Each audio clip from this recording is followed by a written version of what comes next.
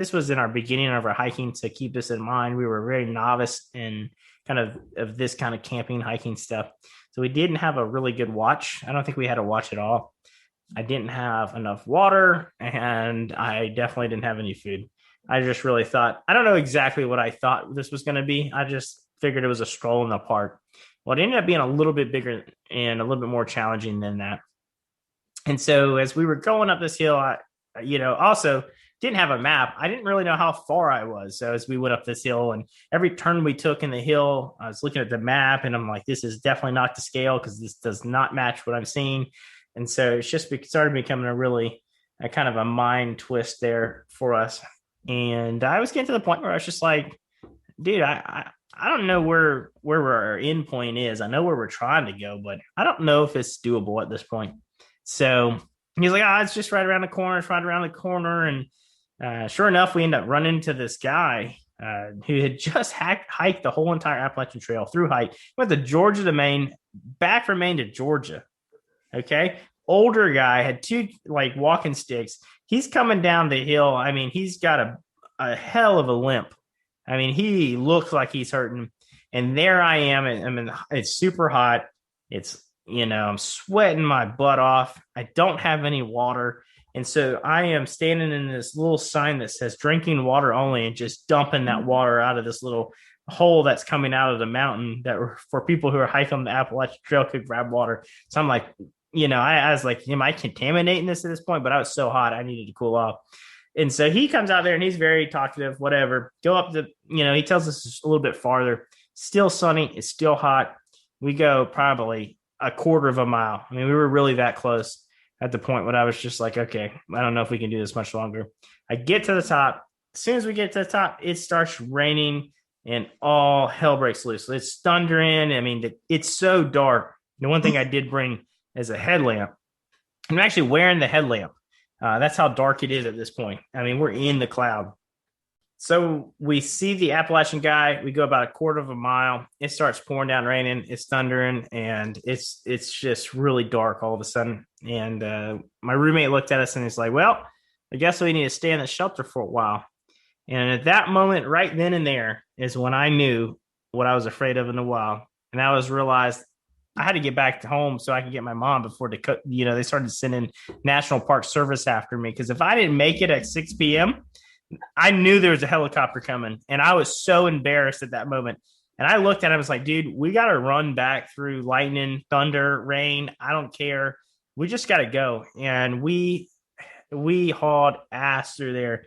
I was running down this thing. It's pouring down, raining, and it's lightning's just striking. And the whole motivation is that my mom's going to kill me if I don't get back.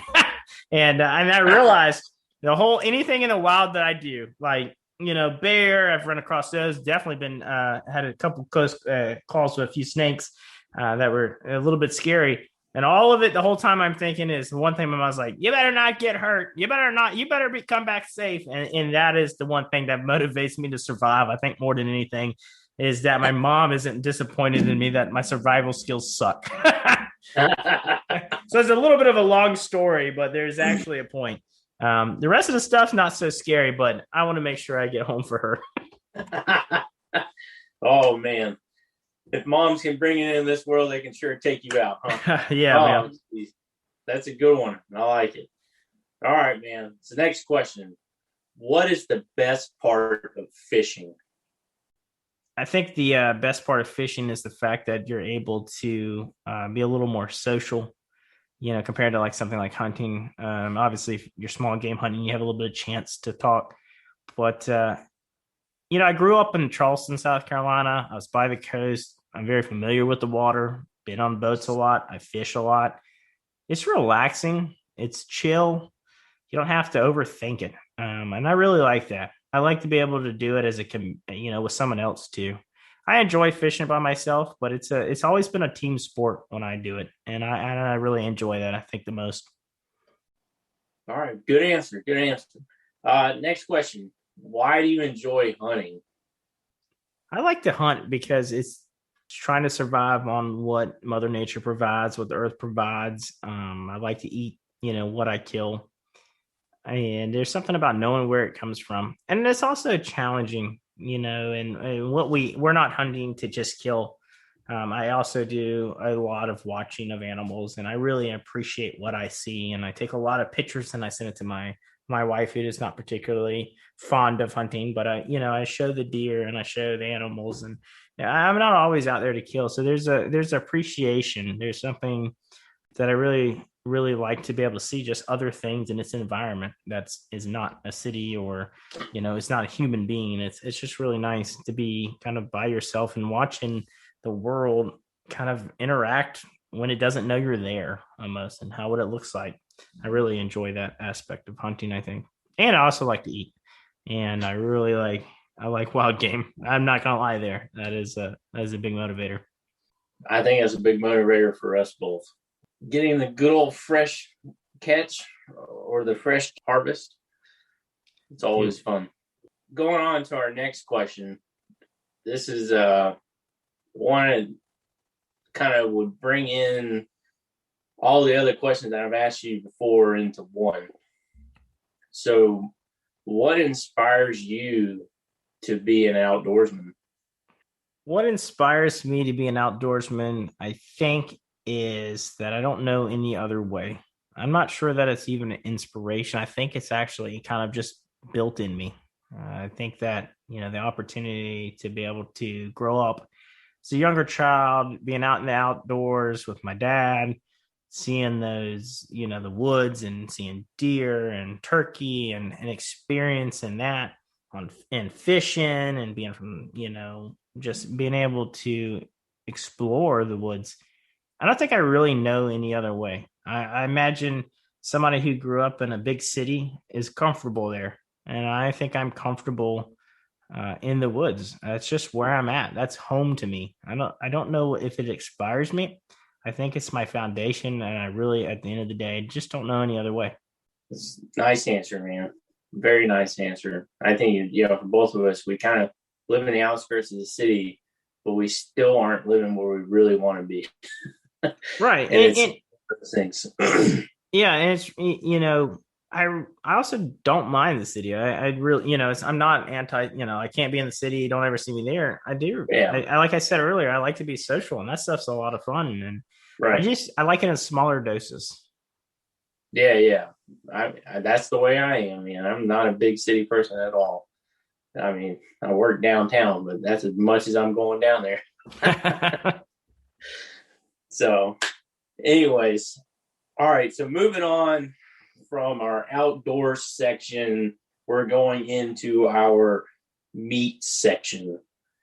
What is your favorite thing to cook outdoors, and how? That's a good one. And I got to go with two little things here. All right. All right, man. Let's hear them. Let's go with number one. I'm going to tell you my favorite thing I ever cooked outdoors. I don't know if I can replicate it. So I told you about my best friend from Minnesota, who, has a lake house up there, and also in Montana, mountain house in Montana. So I wanted to go up there and see the lake house, and I caught a bass off their dock. Like I don't even know what I was fishing with. It just took it, caught a nice bass, and immediately knew I had to eat that bass. And so Greg knew exactly that had to happen as well. So we went inside, and his mom was a phenomenal cook, absolutely phenomenal cook. And she gave us some breading. I think I don't know, like chips we crushed up and did. I don't know what she did exactly, but we gutted the fish, we cleaned it up, we got it ready, and we put it on aluminum foil or whatever, and we stuck it next to a fire. And we literally cooked it from the fire that we had just made. And it was close enough that the smoke from the fire kind of got into that little fish, and it just really kind of got the smokiness. It was absolutely one of my favorite meats ever cooked on open fire. Absolutely one of the best.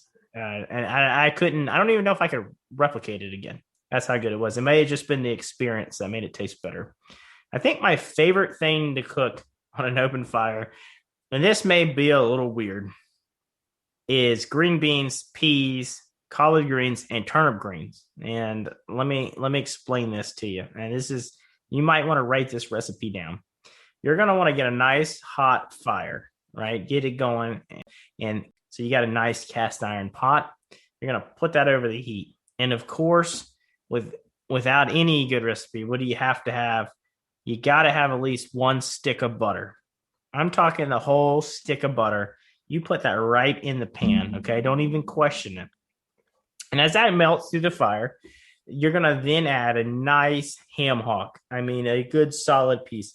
Like when you're like going through the grocery store and you're looking, you want the biggest one they have in that section. You're gonna put it in that pot.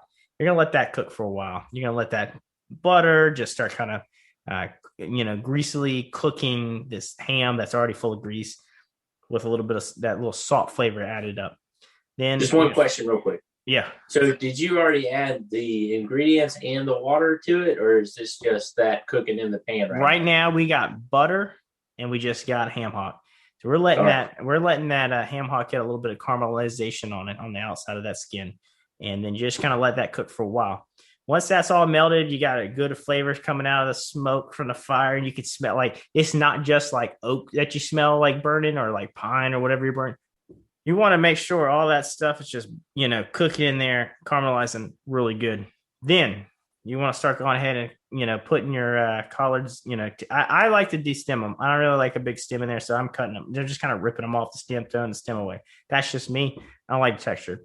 And also the same with the turnip greens and kind of putting those together. But what you put in first is you want to separate them, because what you put in first is going to be the collard greens. You're going to add some water. You're going to fill it up, to that it won't boil over. You're going to start putting your collards in there. And that pot's probably, if you got a cast iron, isn't going to be big enough when you start. And you're going to go ahead and let this start simmering down. And as that water boils over the fire, those collards are going to shrink up a little bit. You just add whatever you have remaining on there into it. It just whittles down to nothing. Then after a while, it starts to get real good and tender. Go ahead and start adding your turnip greens. You're going to put that in there. It's going to be a little high. That's going to dwindle down to nothing once you get the boil done. Now, this is where most people probably stop, but I'm telling you, don't give up there.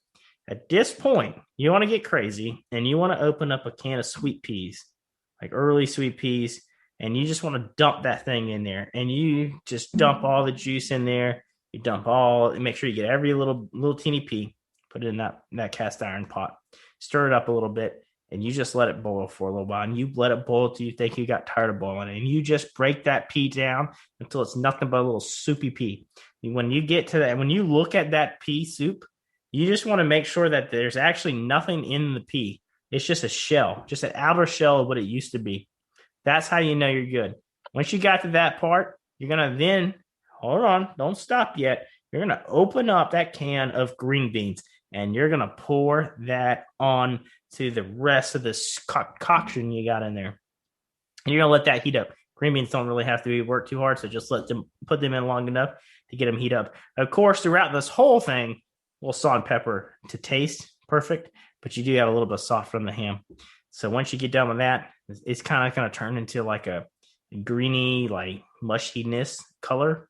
It's kind of like a pale green. It looks like something you probably wouldn't eat, but you're going to want to eat it. Take that off the fire, pull you a good bowl. It becomes a soup. I mean, it's got plenty of butter. And so who doesn't love a buttery soup? And the tenderness of the greens and the turnips. The only thing that could make it better is if you had a little bit of, pepper vinegar to add on it. But if you don't have that, it's okay. It'll do just fine. Absolutely the best thing to cook on a fire. Wow. That's all I got to say is wow. You have to have done that recipe more than once. Yeah. And here's the thing. Here's the kicker there. I've tried to do that recipe in my house. It's not as good. Not as good at all. And so I don't know what that's about. It's got to be an open fire. It has to be the fire. That's what it is. No doubt. It's open flame, giving it that extra kick. Damn, that's a good story right there too. And it's a great recipe. I hope people will have their pens and paper ready. The thing is, we got to come up with a name for that recipe. And you made it. So you got to come up with a name with it. Yeah, maybe it could be called.